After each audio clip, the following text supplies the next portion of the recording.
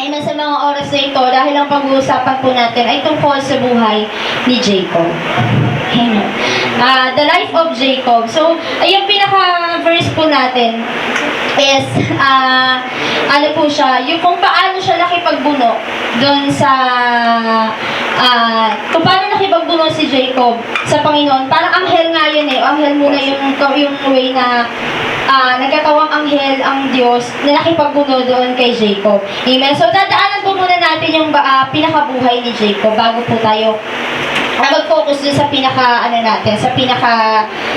verse natin. Pero kung gusto ko na lang din po munang basahin, yung medyo mahaba lang po ito, dadaanan lang po natin. Pero ang pinaka-verse po natin is Genesis. Pakibukas po tayo sa unang aklat ng Biblia.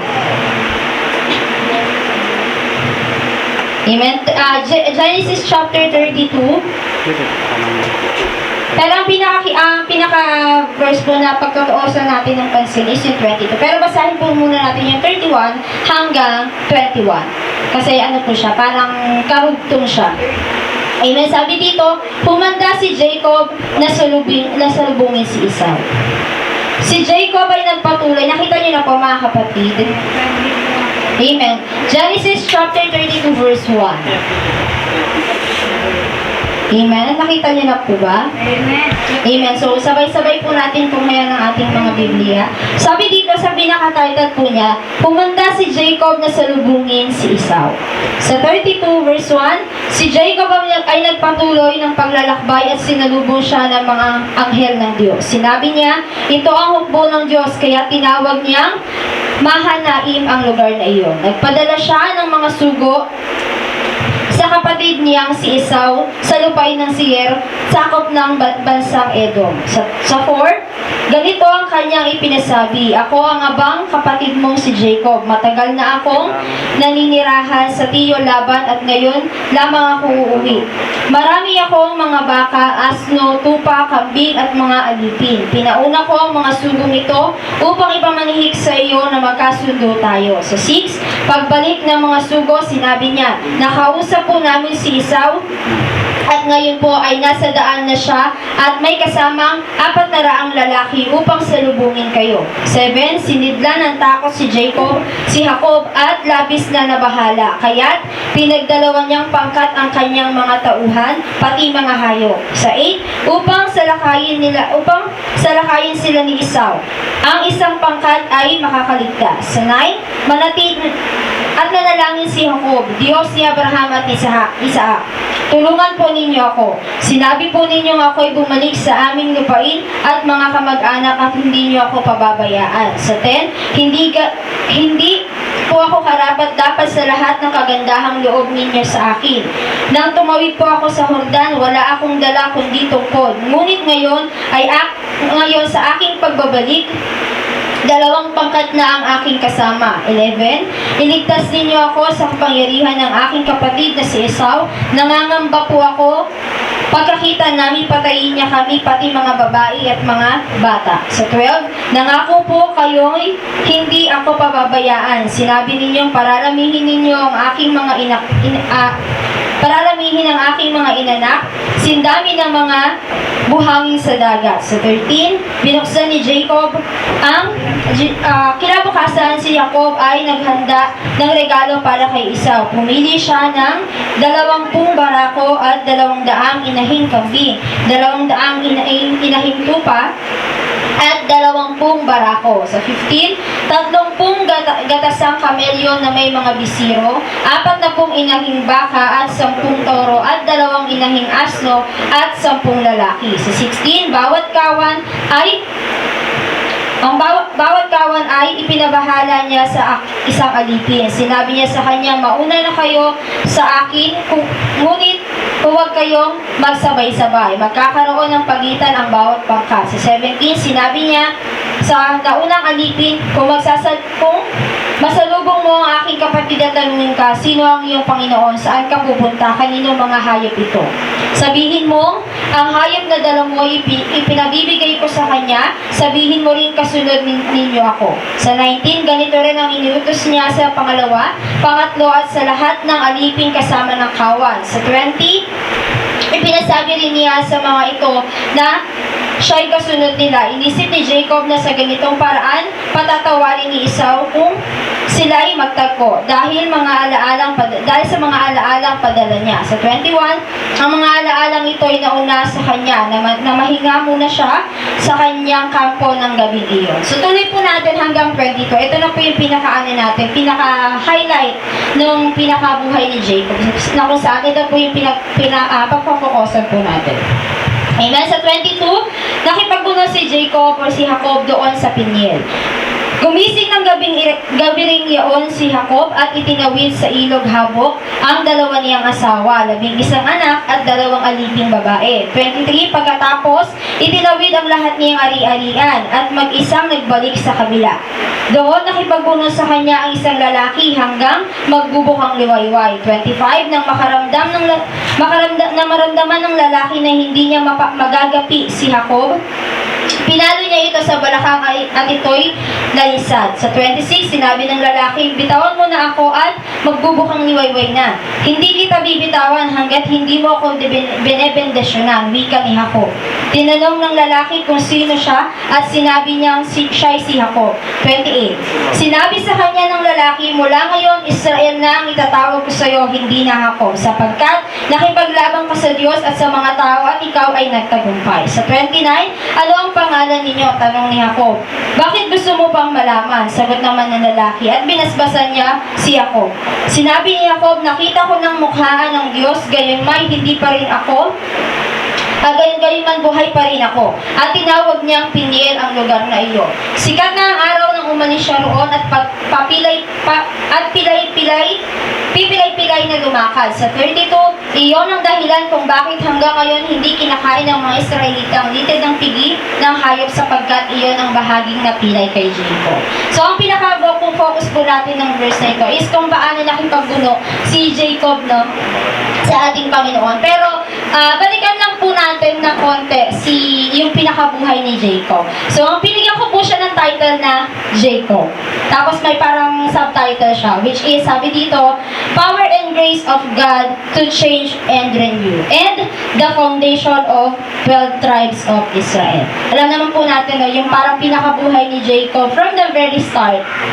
Sabi nga dun sa habang pinagbubuntis pa lang ni Rebecca si Esau, di ba kambal po kasi sila? Kambal si Esau at saka si Jacob. So, ang nangyari po doon, nung nasa sinapupunan pa lang po ni Rebecca si Esau at saka si Jacob, nag-aahoy na po sila sa loob ng siya. Parang nagkakaroon na ng battle. Imagine, yung nanay na pag isa pa lang yung nasa loob ng siya na sumisipa-sipa, medyo masakit. How much more na dalawa, parang nagkakaroon sila ng laban sa loob ng sinapupunan ng kanyang ina. Eh, sabi ni Rebecca, parang ang tanong niya sa Panginoon, bakit parang ganun din nangyari sa buhay niya? Parang nagsasuffer na siya dahil din sa dalawa. And then, syempre, after nung ipinanganak na siya, pinanganak na si Jacob at saka si Esau, yung buhay nilang dalawa is talagang magkaiba. Diba? Si Jacob, isa siyang sinungaling. Pagbabasihan po natin yung naging buhay talaga niya. Isa siyang, sinabi po dito, the life of Jacob is a liar. Isa siyang runner, cheater, and pretender. Meron pa po siyang trickster, yung parang nantitrick sa mga tao-tao. Ganun po siya, ganun yung buhay niya. And, syempre, isa sa mga highlight ng buhay ni Jacob is kung paano siya nakipagbuno sa Panginoon. Amen? So, sabi ko nga po, balikan natin ng konti, no? Ikwento ko lang po ng konti sa inyo yung buhay ni Jacob. Baka po nakalimutan na iba sa inyo. Kung ano yung mga sinapit ni Jacob, kung paano siya nabago ng Panginoon despite sa lahat ng mga bagay na nagawa niya. Unang-una po noon, yung naging kaso ni Jacob, no? Kumbaga kasi sa panahon ngayon, parang sobrang big deal ng ganitong mga bagay. Unang-una po noon yung sa nangyari sa kanila ni Esau. Alam niyo po yung sa, yung parang buto ng sitaw, na pinakuluan. So, yun po yung unang nila, parang unang battle nila ni Esau, na kailangan, si Esau po kasi, palagi siyang nasa gubat, palagi siyang nandoon. Unlike kay Jacob, si Jacob kasi nasa bahay lang. Lagi lang siya nasa loob ng bahay nila, para siya kasama ng kanyang ina. Unlike ni Esau, si Esau, more on talaga nakatira siya or lagi siyang nananahan, or lagi siyang nandun sa bukirin, di ba? Nangangamoy na siya ng mga, kaamoy niya na yung mga hayop, kaamoy niya na yung nasa paligid niya. Unlike kay Jacob, si Jacob, palagi lang siya nasa loob ng bahay. Amen? So, isa sa naging issue nilang dalawa is, dahil gutom na si Jacob, si Esau, pagbalik niya ng kanyang kahanan, sabi ni Jacob sa kanya, sabi pala ni Esau sa kay Jacob, sabi niya, gutom na ako, bigyan mo naman ako ng pagkain. Pero sabi ni Jacob sa kanya, ibigay mo muna sa akin ang pagiging panganay mo. Imagine, bunso po kasi si Jacob, mas di ba ang panganay si Esau.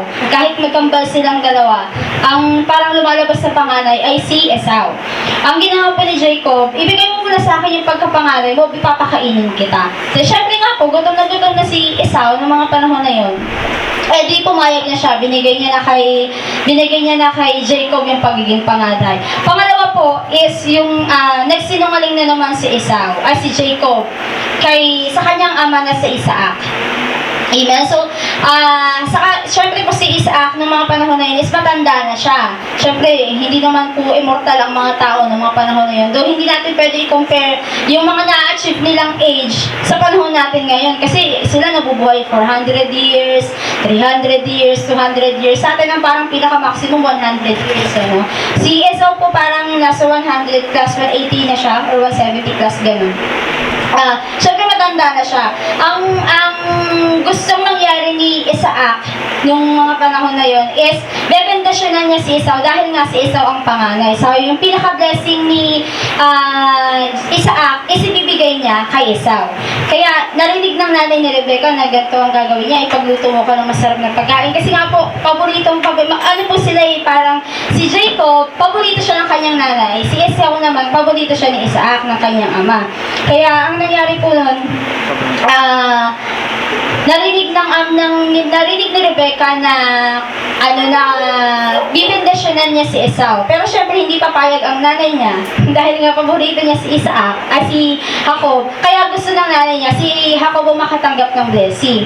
So ang ginawa nila ni Rebecca, nung narinig niya na bibendasyonan niya si Esau, sinabi niya ngayon kay Jacob. So, sabi ni Jacob, paano ko gagawin yun? Paano pag naamoy ako ng aking ama? Diba si Esau, yung balat niya, parang babalahibo.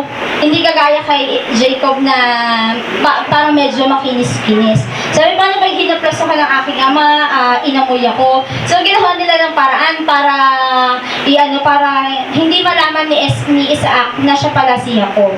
So, yung panahon po na yun, kinuha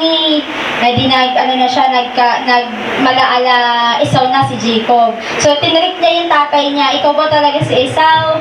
Ganyan, sabi na, parang naguguluhan na si Isaac nung panahon na yun Kasi sabi niya, parang tinig ni Isaac. Pero yung amoy niya, si Esau. Kasi gustong-gusto ng ama ni Jacob yung amoy ni Esau dahil nga amoy siyang kagubatan. Tapos, ang nangyari, nabendasyonan niya si Jacob ng kanyang amang si Isaac. Amen? Kaya nga po, kung mapapansin niyo po, kung labasan niyo po yung book ng Genesis, patungkol sa buhay ni Jacob at saka ni Esau, at ni Isaac, masyado pong maraming ginawa si Jacob. Kung i-compare natin sa panahon na ito, para siyang, kumbaga sa isang tao, parang hirap niyang patawarin. Imagine, niloko mo yung tatay mo, nagpanggap ka na ikaw ang panganay para mabendasyonan ka. Siyempre, sa galit ni Esau sa kanya, parang nanilibugho na si Esau. Bakit sabi niya sa ama nila, wala ka na po bang natitirang bendasyon para sa akin? Pero kasi ang nakalaan lang para kay Esau is yung blessing na yon na isang beses lang ibinibigay. Kaya, parang nanilibugho na sa kanya si Esau. Sabi niya, parang may balak na patayin ni Esau, si Jacob dahil nga sa galit niya. Imagine kasi yung blessing na para sa'yo is kukunin ng iba, kukunin ng kapatid mo. Kaya kung papansinin niyo, napakaraming bagay na ginawa si Jacob na kung sa panahon natin ngayon, parang ang hirap isipin, ang hirap patawarin. Dahil nga una, kinuha yung pagkapanganay, kinuha yung blessing, tapos pagkatapos yung kunin yung blessing, umalis. Umalis siya, pumunta siya sa kanyang tiyo Laban, pinapuntahan mo na siya din ng kanyang nanay. Bakit? Dahil nga merong pagkakataon at malaki malaki yung responsibility or yung possibility na mamatay siya or patayin siya ni Esau dahil sa galit sa kanya ni Esau. Pero dakila ang Panginoon, amen? Dahil sa buhay ni Esau, no, sabi dito, mag-focus na po tayo dun sa sa pinaka-verse natin. Dinaanan lang po natin yung buhay ni Jacob para po kahit paano, alam natin kung paano tayo tatakbo sa mensahe ng Panginoon. Sabi dito, nakipaggulo si Jacob doon sa Peniel. Amen? So, sabi nga natin, si Jacob is, si Jacob ay cheater, mapanlinlang, lahat ng sinungaling, lahat ng bagay na yan, kinakarakter ni Jacob. Pero, nung panahon na to, na nakipagbuno na siya sa Peniel, ay inano na ng Panginoon na ano siya imagine lahat ng bagay na ginawa niya hindi nakalulugod sa mata ng kahit na sino. Pero yung habag sa kanya ng Lord, amen, napakaganda. Though naranasan niya o na-experience niya na na-deceive din siya dahil sa kagagawan niya rin or dahil parang yun din yung naging balik sa kanya, di ba? Nung aasawahin niya na si Rachel, ang binigay sa kanya si Leah, di ba? Ang kanyang tiyo Laban mismo yung nagano sa kanya. Dahil nga nung panahon na yun, hindi pwede na mag-asawa muna yung bunso kapag hindi pa nag-aasawa yung panganay. Kailangan, mauna muna yung panganay bago yung bunso. Kaya ganun yung ginawa ni Laban.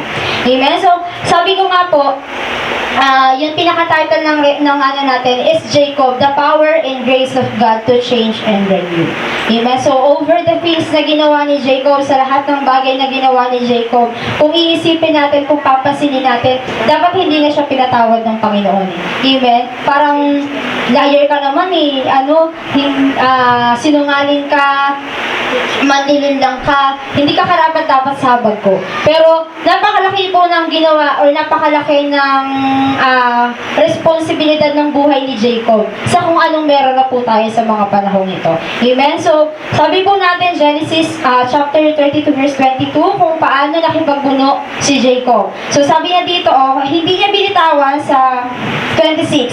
Sabi nung lalaki na nandun sa Peniel, sabi niya, sinabi ng lalaki, bitawan mo na ako at magbubukang liwayway na. Hindi kita bibitawan hanggat hindi mo ako binebendasyon na. Niwika ni Jacob. Tinanong ng lalaki kung sino siya at sinabi niyang siya ay si Jacob. Sa 28, sinabi sa kanyang ng lalaki, mula ngayon, Israel na ang itatawag sa iyo, hindi na Jacob, sapagkat nakipaglabang ka sa Diyos at sa mga tao at ikaw ay nagtagumpay.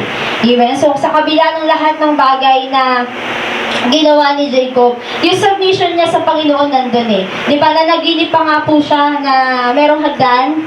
Alam niyo po ba yung kwento na yun? Nanaginip siya na merong hagdan. Tapos, papunta pa lang po siya dun sa tiyo Laban niya. Nanaginip siya na isang hagdan. Tapos, yun po yung way ng pakikipag-usap sa kanya ng Panginoon. Sa mga panaginip niya.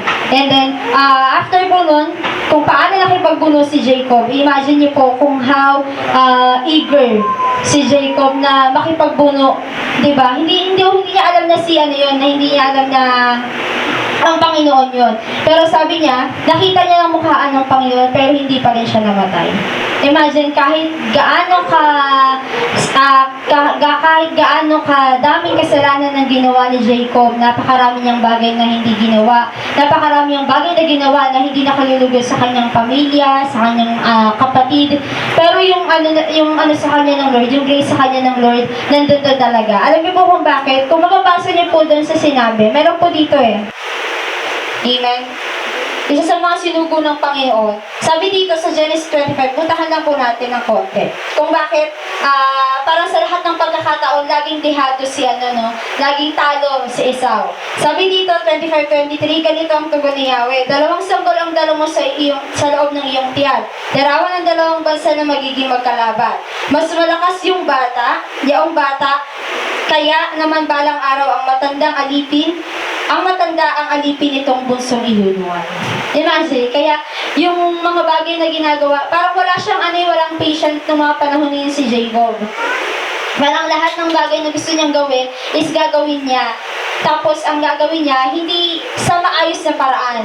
Amen? Hindi sa maayos na paraan. Kung iisipin pa natin sa mga panahon to, parang hindi yun yung tamang way na gawin niya yun. Pero, dakila ang Panginoon From the moment na pumunta siya sa lugar nila Laban, Wala siyang dalang kahit na ano. Amen? Wala siyang dalang na kahit na 5, kundi yung tungkod lang na meron siya. Yun lang yung dala-dala ni Jacob. And after niya doon, imagine kung gaano ka dakila ang Panginoon, kung gaano ka great ang Lord sa buhay niya, yung grace na binigay sa kanya ng Panginoon, na mabago yung buhay niya, despite of everything na ginagawa sa kanya despite na lahat ng ginawa ni Jacob. Yung submission kasi ni Jacob nandun. Kung mapapansin niyo po sa story ni Jacob, habang naglalakbay po siya, nanghihingi siya ng guidance sa Lord. Kahit na alam niyang cheater siya, kahit na alam niya sinungaling siya, kahit marami siyang bagay na ginawa, pero yung submission niya sa Lord nandoon. Yung paghingi niya ng gabay sa Panginoon, di ba, yung pagtatanong niya sa Panginoon kung ano yung mga dapat niyang gawin nandoon. Kaya alam niyo po, hindi malabo at hindi nagkamali ang Panginoon kung bakit sa lahi ni Jacob nagmula ang ating Panginoong Jesus. Amen? So, sabi ko nga, si Jacob is parang patriarch or tatay. Which is totoo naman, tatay ng 12 tribes of Israel. So, balikan po natin ng konti kung sino nga po ba yung 12 tribes of Israel na tinatawag natin. Baka mamaya po kasi iba sa inyo, hindi alam, nakalimutan na, or saan na napunta, or ano ba yung mga 12 tribes of Israel na yun, ano na ba sila ngayon. So, balikan po natin ng konti. Ang 12th tribe of Israel po, yun po yung isang dosenang anak ni Jacob. Amen? Tama po ba? Amen? Nandiyan pa po ba kayo? Baka natutulog na. Amen po? Sabi dito, ang 12 anak ni Jacob ay tinawag na 12 tribes of Israel dahil nung nakipagbuno siya doon sa Pinil, tinawag na siyang Israel. Hindi na po Jacob ang kanyang pangalan. Kaya sa kanya, nagmula ang lahi ng ating Panginoong Yesus. Imagine nyo po, si Maria, nagmula po yan sa angkan ni Levi. Si Maria po ay kamag-anak ni Elizabeth, which is si Elizabeth ay nagmula naman sa angkan ni Aaron. Si Aaron naman ay nagmula sa angkan ni Levi. Nag-gets niyo po?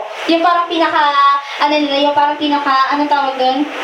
Yung family tree nila, kumbaga. Kasi halimbawa, sa 12th tribe of Israel po, nandun po si Levi. So, unahin, isa-isahin po natin. Si Ruben po ang pinakaunang anak niya. Kay Leah. Si Ruben, si Simon, si Levi, at saka si Judah. Yun po yung mga anak niya kay Leah. Unang 4 po yun. Tapos, nasundan po yun after ni Judah, si Dan. Tsaka si Neftali. Yun naman po yung anak niya, kung di po ako nagkakamali, anak po niya yun sa alipin ni Jacob, ni Rachel. Kasi po, nung unang panahon, pag nag-asawa po ang isang babae, binibigyan po siya ng kasama. Binibigyan siya ng alipin. So, nung napangasawa ni Leah si Jacob, yun nung panahon na yun, nanalin lang ni Laban si Jacob, binigyan po siya ng alipin na isang babae. Tapos yung pangalawa naman po, nung nag-asawa na sila ni Rachel, binigyan naman din po siya ng asawa. Ganun po kasi parang pinaka-process nila. Parang yun yung regalo sa kanila ng kanilang magulang. Binibigyan po sila ng kasamang alipin. Tapos ang sunod po ni Naphtali ay si Gad, at saka si Asher, sinundan ni Issachar, and then si Zebulon. Ang pinaka-legit na anak na po talaga ni Jacob ay si Jose. Na isa sa mga pinaka-paborito talaga siya ni Jacob kasi siya yung pinaka-legit na anak niya sa minamahal niyang si Rachel kasi nga, baog nga po ng mga panahon na yun si Rachel. Pero dahil sa habag ng Panginoon, si Joseph po, yung pinaka-kauna-unahang anak niya, pinaka-paborito niya na anak niya kay Rachel. At sumunod naman po si Benjamin. So, yun po yung 12 tribes of Israel. Dahil kaya po siya tinawag na 12 tribes of Israel dahil si Jacob ay tinawag ng Israel or ang bayan ng Diyos. Amen? So, Israel, meron siyang mga anak, which is si Ruben, si Simon, lahat po yun. Si Simon, si Levi, si Judah, si Dan, si Neftali, si Gad, si Asher, lahat po yan. Lahat po yan ay anak ni Jacob. Yun po yung tinawag na 12 tribes of Israel. Pero yung history kasi ng 12 tribes of Israel, nawala po itong mga parang tinawag sila na 10 lost. Alam niyo po yan, 10 lost tribes of Israel. Ang natira na lang is si Benjamin at saka si Joseph. Amen. So, yun po. Kung iisipin po natin yung naging transition, Judah, naging transition, ang nawala pala yung 10. Tapos, ang nangyari po doon, after nun, na tinawag na siya na Israel. Imagine niyo po yung naging transition ng lahat ng bagay, lahat ng mga blessing na pwedeng ibigay kay Jacob. Lahat naman po yun hindi na-achieve ni Jacob. Pero yung mga sinundan po niya, nagmula kay Jacob sa lahat-lahat na ng mga sangay, na parang offspring, descendant, di ba? Parang sa lahat ng mga naging lahi niya, yung blessing ng Lord talagang nandoon. Amen? So, syempre yung power, sabi ko nga, power ng grace and forgiveness ng Panginoon is nandoon. Though, may mga pagkakataon na nag-cheat si Jacob, lahat ng bagay is hindi niya magandang ginawa. Pero yung habag sa kanya ng Panginoon, nandoon talaga. Bakit? Kasi from the very moment na nasa tiyan pa lang sila ng kanilang ina, alam na ng Lord na kung ano yung mga gagawin ni Jacob eh. Nandun talaga yung forgiveness sa kanya ng Panginoon, yung grace sa kanya na ng Lord na despite of everything na kayang gawin ni Jacob, lahat ng panlilinlang niya, kayang-kaya siyang patawarin ng Panginoon. Kung buong loob lamang or buong puso na isasubmit ni Jacob lahat ng bagay. Amen? Kasi kung makikita niyo po talaga yung buhay ni Jacob, yung submission niya sa Panginoon, nandoon ay walang halong pride. Amen? Walang kahit na anong halo ng pagmamalaki sa Panginoon na ganito ako or kung ano-ano pa man na pwede niyang iba sa Panginoon. Pero dahil sa submission na binibigay ni Jacob sa ating Panginoon, sa kay Yahweh, ng mga panahon na yun, talagang yung eager niya na makipagbuno. Imagine, hindi niya binibitawan hanggat hindi siya binibless. Kaya nga po, siya eh. Di ba sa Israel, sabi nga po dito, hindi kinakain. Kumbaga sa baboy, yung parang bandakwet. Hindi sila kinakain kasi yun nga po yung napilay kay Jacob nung nakipagbuno siya. Pero at the end of the day pa rin naman, yung blessing ng Panginoon sa kanya is binigay. From being Jacob, ginawa siyang Israel. So, syempre, noong unang-una, kung bakit ginawa ni Jacob ito, unang-una, siya isang biktima din ng sarili niyang kagagawan. Amen? Si Jacob was a victim of deceit himself. Diba? Dahil nga, dahil nandadaya siya, nadaya din siya ni Laban. Amen? Diba? First 7 years, naglingkod siya kay Laban para kay Rachel, pero ang binigay sa kanya si Leah. Tapos after nun, nag-render pa rin siya ng 7 years. Imagine niyo po yung eager niya. Diba? Nandun kasi eagerness niya ni Jacob eh. Nasa kahit na anong paraan, diba? Kahit matagal, kahit mahaba yung proseso, diba? Nandun pa rin talaga yung yung eagerness niya na makamtan din niya yung mga inaasam-asam niya. Amen? So after na 7 years, nag-serve ulit siya na 7 years para naman kay Rachel. Amen? So yun po yung unang part no. Yun yung isa sa mga importance kung bakit dapat tayo makipagbuno. Imagine niyo po, kung taglay-taglay po natin yung eagerness na meron kay Jacob, na makipagbuno sa Panginoon sa lahat ng bagay na hinihingi natin. Like for example, di ba, kapag gusto nating pagalingin tayo ng Panginoon sa sakit, di ba, hindi naman physical na ngayon eh, hindi naman physical form na yung pakikipagbuno natin sa Panginoon. This is true prayer. Amen? Kung hindi ka marunong mag-pray at hindi ka nakikipagbuno sa Panginoon sa pamamagitan ng pagdarasal mo, amen, paano ibibigay sa'yo ng Lord yung blessing niya? Amen? Wala kang eagerness to pray ng sobra-sobra para ibigay sa'yo ng Lord lahat ng bagay, lahat ng mga iniisip mo, lahat ng mga suliranin mo. Kung hindi ka eager na makipagbuno sa Panginoon para ibigay niya yung blessing sa'yo, para ibigay niya lahat ng kalayaan para sa'yo, na makalaya ka dun sa chains na meron sa'yo, di ba hindi ibibigay sa'yo ng Lord? Which is, minsan, yun na yung nagiging part ng buhay natin na minsan kapag nakakaranas na tayo ng pagsubok, nakakaranas na tayo ng paghihirap, feeling natin, kinalimutan na tayo ng Panginoon, which is mali. Diba? Ang isa lang sa mga kulang na nagiging kakulangan natin is yung paglapit natin sa Panginoon. Amen? Hindi tayo wholeheartedly like Jacob na ginawa niya na sa kabila ng lahat ng ginawa ko, sa pagiging cheater ko, sa pagiging pretender ko, diba? Sabi nga niya, hindi ako karapat-dapat sa habag mo eh. Imagine, yung sinambit na yun ni Jacob, hindi ako karapat-dapat sa habag mo, pero hindi siya pinabayaan ng Panginoon. Yung grace sa kanya ng Lord, talagang nandoon. The way na kung paano siya binago ng Panginoon, yung pag-iisip niya, lahat yun dahil sa habag ng Panginoon. Amen? So, napakabuti ng Panginoon dahil sa kabila ng lahat ng ginawa ni Jacob, and even us, sa kabila ng lahat ng ginagawa natin, yung mga bagay na iniisip natin imposible, sa Lord hindi imposible. Amen?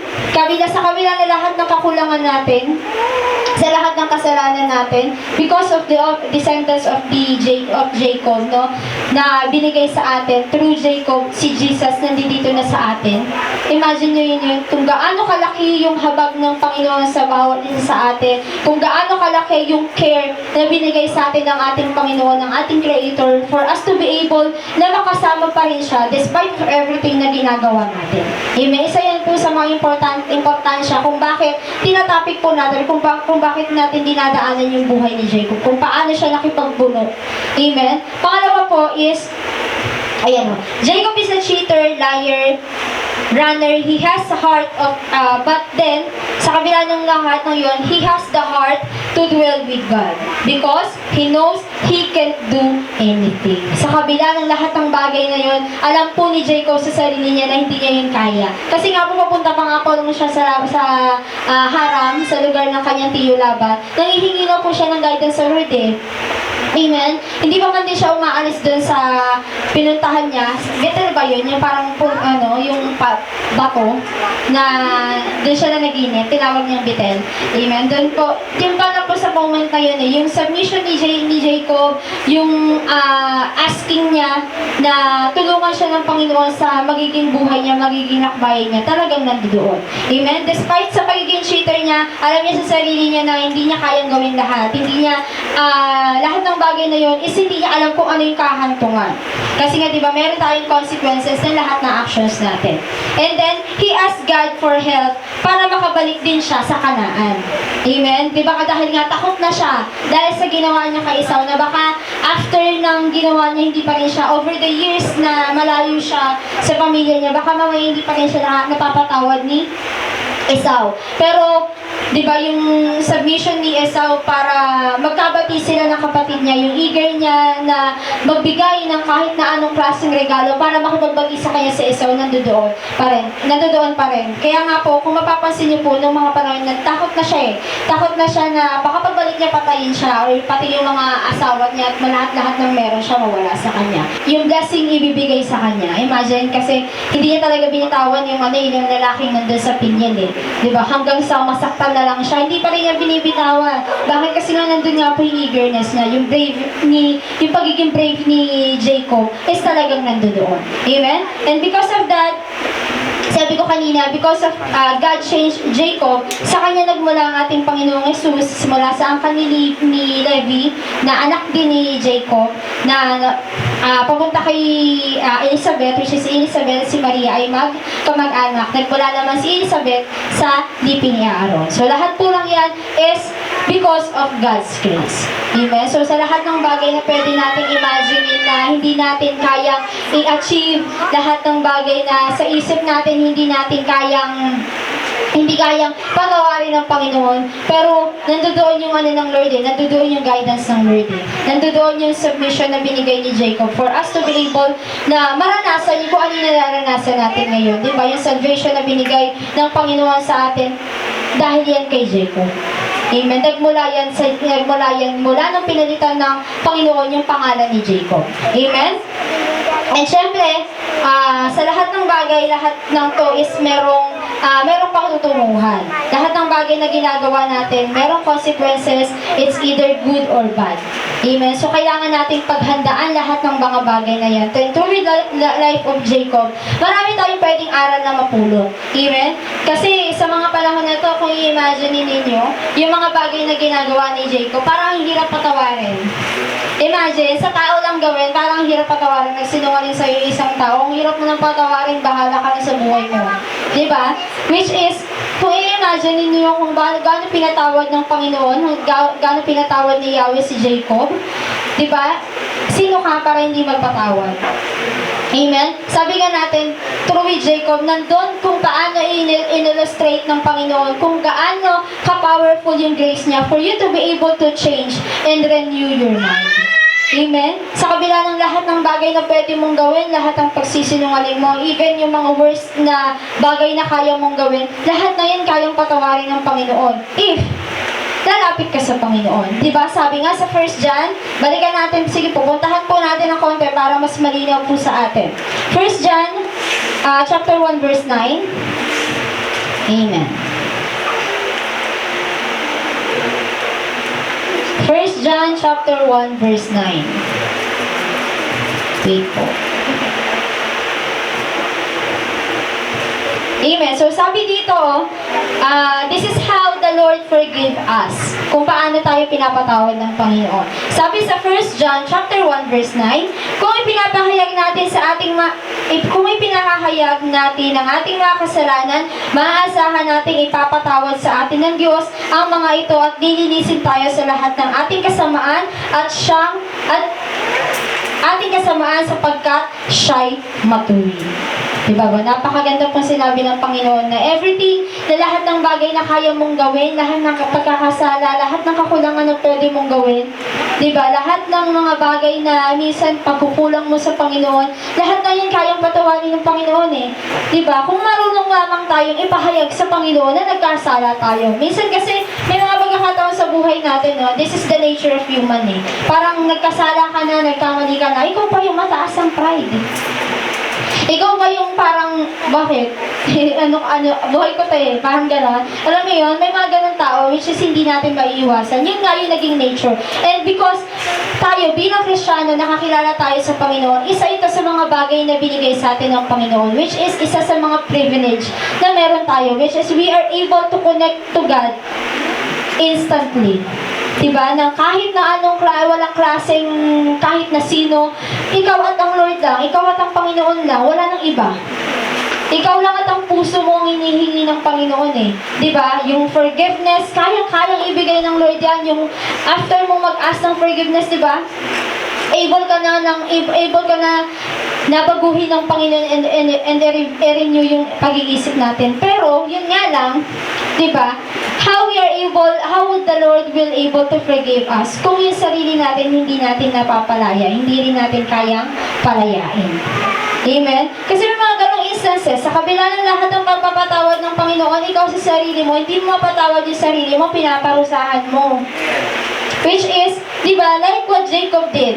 From the moment na nag-ask siya ng help sa Lord, from the moment na sinabi niya na hindi ko kaya, hindi ko magagawa, samahan mo ko, hindi ako deserve.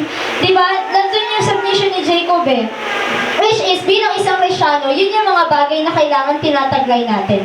The eagerness and brave na meron si Jacob. Amen po mga kapatid. Ising pa po ba? Amen. So isa po yan sa mga bagay na kung bakit natin tinatalakay. Sabi ko nga po, hindi ko alam bakit ako nag-fall kay Jacob, which is ang dami naman pwedeng puntahan. Pero naintindihan ko kagabi na siguro merong mga bagay na itinuturo sa atin ng Panginoon. Diba? Sabi nga natin, minsan kung ano yung foundation, kung ano yung parang pinaka-fundamental na isang bagay, yun yung nakakalimutan natin. Which is, bilang isang Kristiyano, yun yung dapat na mas pinapahalagahan natin. Amen? Amen? Sa lahat ng bagay po na yan, lagi natin iaangkop yan sa sarili natin. Though hindi ka naman si Jacob, hindi ka naman si Israel, pero yung characteristic yung kinukuha natin, which is yun yung kailangan natin i-apply natin sa buhay bilang isang Kristiyano. Amen? So, minsan pa, sabi dito, Jacob was able to experience a new identity through his new name, which is the Israel. In the same way, we can come to God and we can come to know Christ. We experience a transformation. It changes everything, our lives, our thoughts, and our actions. Amen? So, sa pamamagitan ng paglapit natin sa Panginoon, wholeheartedly, nandun yung pagiging heart mo to serve God. Nandun yung heart mo to give the Lord lahat ng mga bagay na kaya mong ibigay sa Kanya. Yung transformation, mga kapatid, hindi yun mahirap. Amen? Kasi minsan tayo mismo sa sarili natin yung nag-perform ng or nagbablock. Halimbawa parang tinatransform ka na ng Panginoon pero dahil matigas ang ulo mo, di ba? Inaanuhan mo eh. Nilalabanan mo. Hindi basta nilalabanan mo, pati sarili mo, nilalabanan mo rin. Which is hindi naman maganda sa pagiging isang Kristiyano. Tayo, bilang mga nakakilala sa Panginoon, isa sa mga bagay na kailangan nating panghawakan is to hold on how we are able, how the Lord able to change and transform us. The way we think, the way we live our lives, di ba? Hindi pwedeng simbawi. Mga kapatid, hindi pwedeng pagdating dito, holy ka, paglabas mo, hindi ka nakilala. Hindi ka na makilala. Amen? Which is ang dapat na gawin natin bilang isang servant ng Panginoon. Diba, ipapakita mo kung ano yung, kung paano ka na binago ng Panginoon, kung paano ka na dapat namuhay bilang isang Kristiyano. Amen? So, yan po yung mga bagay na kailangan natin ilagay sa isip natin. The way on how the Lord able to change and transform ourselves. So, wag nang palag-palag mga kapatid, wag mo nang palagan kapag pinapalo ka ng Panginoon, kapag binabago ka na, magpabago ka na.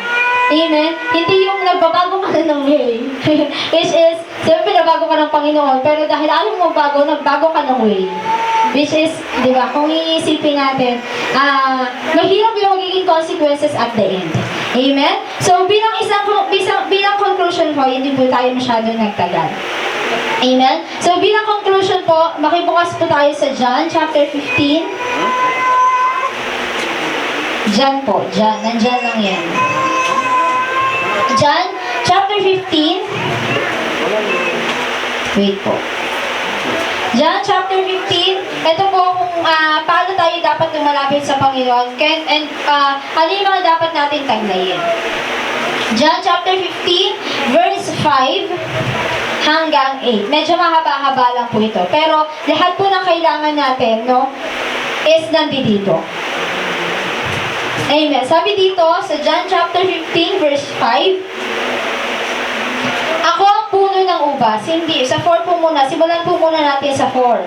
Sa 15 verse 4, lahat ng bagay na kaya natin gawin, sa lahat ng bagay na kaya natin isipin na despite of everything, lahat ng sins na meron ka, lahat ng bagay na kaya mong gawin, lahat ng pagkakasala mo, kung mananatili ka sa Panginoon, diba? Gaya ng binigay natin verse kanina, you are able to submit. You should submit.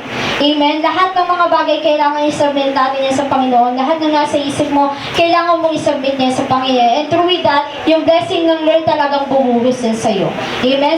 Sa lahat ng mga bagay na minsan hindi mo kaya, hindi mo lubos maisip na kaya palang ibigay sa'yo ng Lord, ibibigay sa'yo ng Lord yan. Gaya nga na sinabi dito sa John, diba? John 15, na kung ano man yung maibigan natin, like kung ano yung ginawa ni Jacob, na hiningi niya yung guidance ng Panginoon, hiningi niya yung pagiging, hiningi niya yung reconciliation na para sa kanyang pamilya at para sa kapatid niya, binigay sa kanya ng Panginoon. And tayo bilang isang mga Kristyano, we should have the heart of Jacob. Amen. Taglayin po natin yung puso ni Jacob na eager na makapag-serve sa Panginoon, na eager na humingi ng kapatawaran sa Panginoon, na magpakumbaba, na lahat ng bagay na ginawa niya, lahat yun kayang i-transform ng Panginoon. Amen. Through admitting our brokenness to Him, God can give us a new life as His children. The way yung mga actions natin, kayang-kaya pong ibigay at ibalik yan sa atin ng Panginoon. Kayang-kayang ibigay yan sa atin ng Lord na walang pag-aalinlangan. Kung hindi rin tayo nag-aalinlangan sa ating Panginoon. Amen? We can also learn from Jacob's story na people nowadays is not perfect. No perfect church, no perfect people, no perfect marriage. Lahat yan hindi perfecto. Pero ang Lord, kapag nagbigay ng blessing, perfecto. Amen? Napakabuti ng Panginoon, despite of everything na kaya natin gawin, na kaya natin ibigay sa Panginoon sa kabila ng pagbibigay niya sa atin ng lahat ng bagay na hinihingi mo. Diba? Yung pagbibigay sa atin ng grace ng Lord talagang nandoon. Amen? Kaya napakabuti ng Panginoon kasi imagine ninyo, nakakaiyak. Diba? Mga sinners tayo. Amen? Lahat ng bagay na minsan may mga bagay tayo na nagagawa. Diba? Pero grabe yung ano ng Lord eh. Grabe yung binabalik niya sa atin. Diba? Imagine ninyo yung mga pagkakasalang nagagawa natin. Pero, grabe magbalik ang Panginoon eh. Imagine mo, for the sins na nagawa mo sa buhay mo, hindi ka perfecto, diba? Wala naman kasi perfecto. Lahat ng bagay na yun, kayang i-transform ng Panginoon eh. Mga bagay na hindi dapat nating puntahan. At higit sa lahat, hindi tayo mapunta kung saan man dapat nang pupunta ang makasalanang tao, which is sa impyerno. Yun po yung ginawa ng Panginoon for us to be able to redeem, para ma-redeem tayo ng Panginoon. Yung grace niya talagang sobrang laki, talagang sobrang lawak. Amen? Sabi nga, di ba?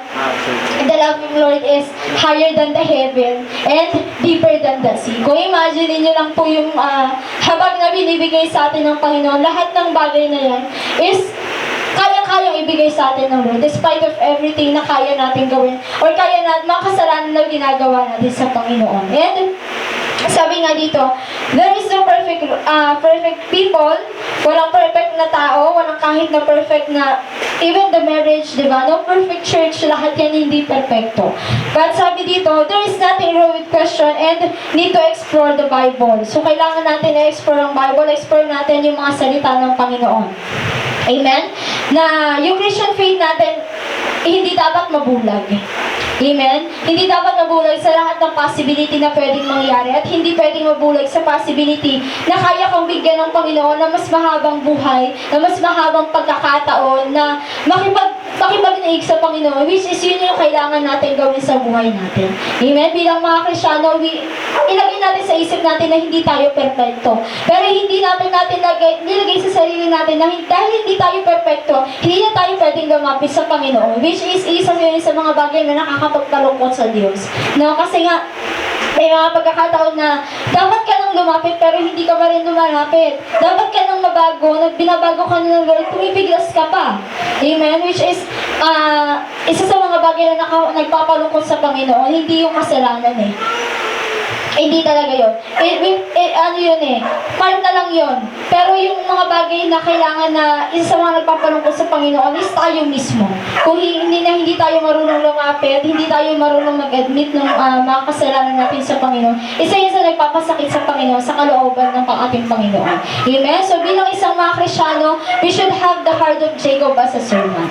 Amen? So yun naman po ang mensahe niya natin sa atin ng Panginoon. Tayo po yung magsigayo sa presensya ng ating Diyos sa buhay.